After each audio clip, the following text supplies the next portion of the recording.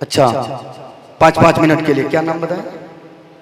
محمد عمران صلی اللہ علیہ وسلم تقریر کریں گے 5 منٹ کے لیے. ماشاءاللہ آپ کا حکم ہے. محمد عمران صلی اللہ علیہ وسلم بالکل مختصر میں بیٹا تقریر کر دیں آپ. اس کے بعد ایک بچہ معراج بابو نعت پڑھیں گے انشاءاللہ.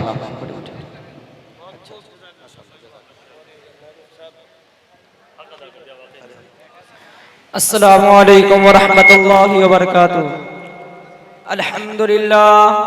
الحمد للہ رب العالمین والصلاة والسلام على سید الانبیاء والمرسلین وعلى آلہ واصحابہ الاجمعین. اما بعد فاعوذ باللہ من الشیطان الرجیم. بسم اللہ الرحمن الرحیم. وَأَنْتُمُ الْأَعْلَوْنَ إِن كُنتُم مُؤْمِنِينَ.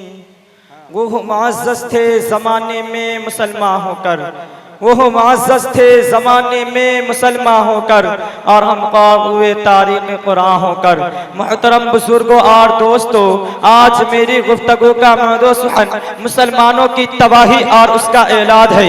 آئے اس موضوع کے تحت ہم اپنی شاندار ماضی پر ایک نظر ڈال کر مستقبل کی تعمیر و ترقی کے سامان تلاش کریں.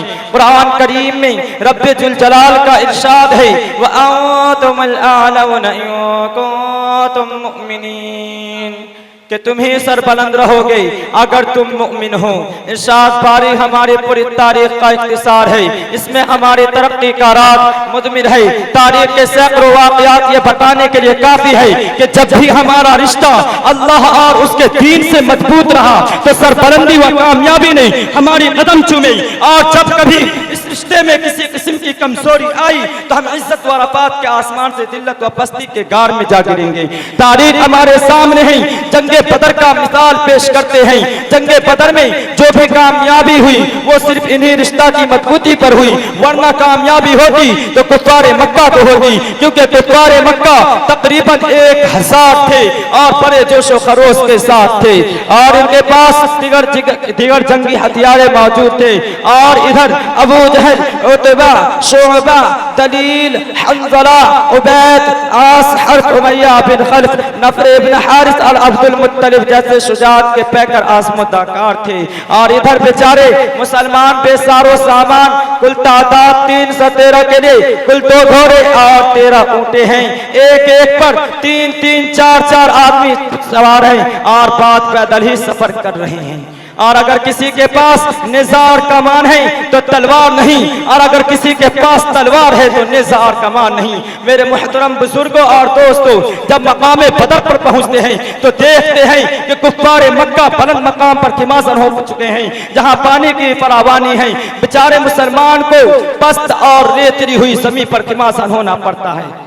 ایسی جگہ پر کہ اگر کسی کو پیاس لگے تو ایک گھونٹ پانی پینے کو نہ ملے.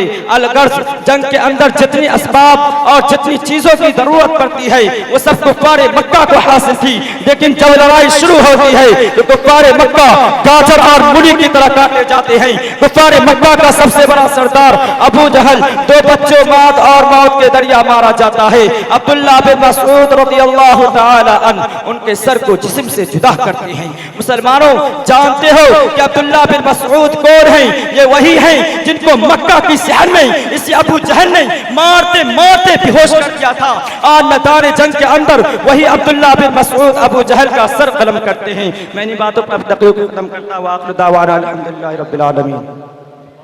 ماشاءاللہ سبحان اللہ. اس حافظ قرآن کے سر پہ دستار بدی باندھی گئی تھی. ماشاءاللہ بہت عمدہ انہوں نے قرآن پر تقریر کری. آئیے اس کے بعد ان کے حوصلے کو سلام ہے. اللہ اس بچے کی زبان میں مزید سلاست پیدا کرے. اس کے بعد عزیزم حافظ معراج عالم صلی اللہ علیہ وسلم کو دعوت دی جا رہی ہے کہ وہ تقریر پیش کرے.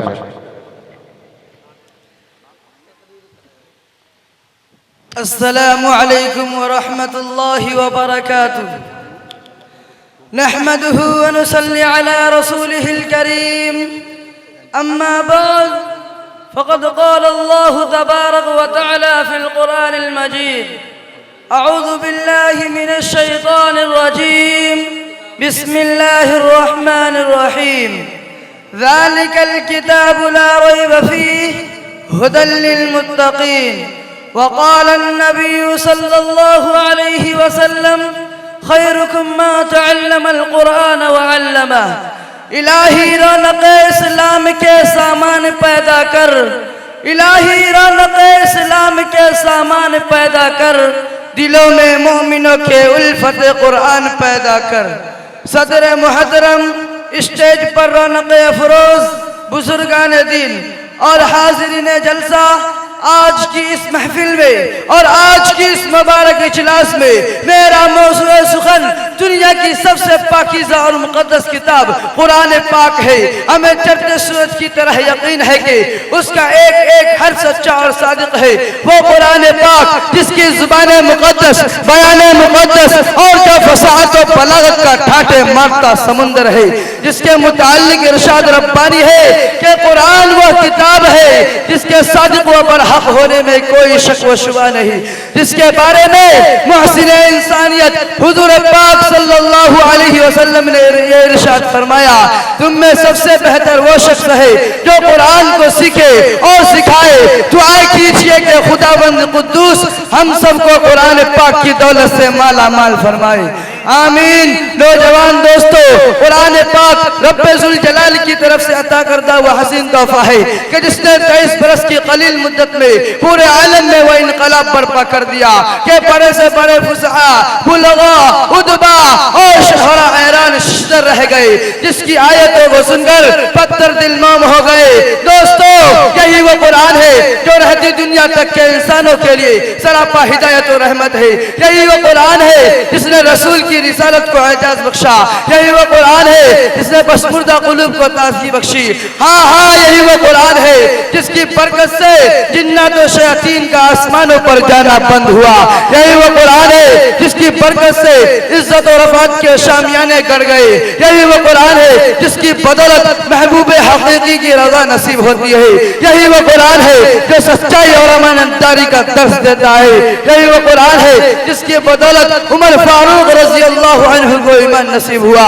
یہی وہ قرآن ہے جس کا نظیر پیش کرنے سے ساری دنیا عاجز و قاصر رہی. یہی وہ قرآن ہے جس کا مثل پیش کرنے کے عرب کے فصیح و بلیغ زبان دانی کے دعویٰ کرنے والوں نے گھٹنے ٹیک دیے.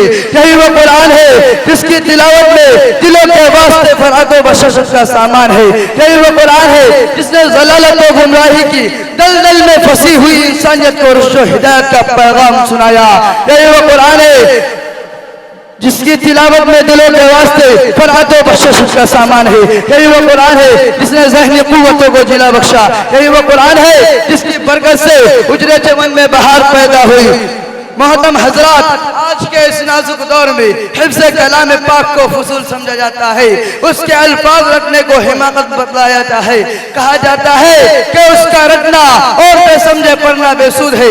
افسوس صد افسوس اس قرآن پاک کے بارے میں ہمارا یہ خیال کہ جس کے بارے میں شہنشاہ بطحا تاجدار مدینہ جناب محمد رسول اللہ صلی اللہ علیہ وسلم نے ارشاد فرمایا، اقرأ وارتقي ورتل كما كنت ترتل في الدنيا فإن منزلك عند آخر آية تقرأها. قیامت کے دن حافظ قرآن سے کہا جائے گا کہ قرآن پڑھتا جا اور جنت کے درجوں پر چڑھتا جا اور ٹھہر ٹھہر کر پڑھ جیسا کہ تو دنیا میں ٹھہر ٹھہر کر پڑھا کرتا تھا. بس تیرا مقام اور ٹھکانہ وہی ہے جہاں آخری آیت پر پہنچے. یاد رکھو، یہ قرآن دنیا کی سب سے بڑی نعمت ہے. یہ زمین و آسمان، چاند و سورج کوئی اس نعمت کا مقابلہ نہیں کر سکتے.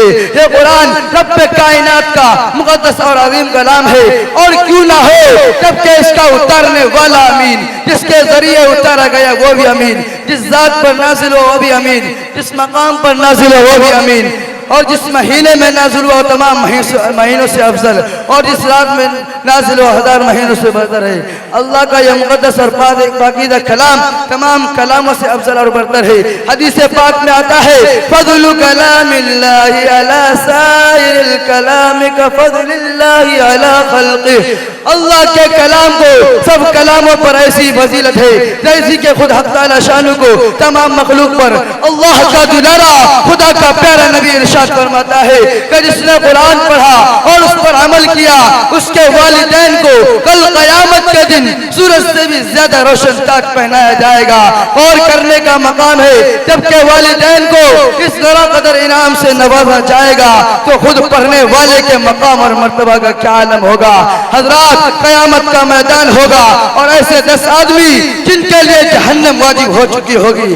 حافظ قرآن اپنی رب کی بارگاہ میں سفارش کرے گا, پروردگار عالم اس کی سفارش قبول کرے گا اور ان کو اس حافظ قرآن کی برکت سے نجات عطا ہوگی.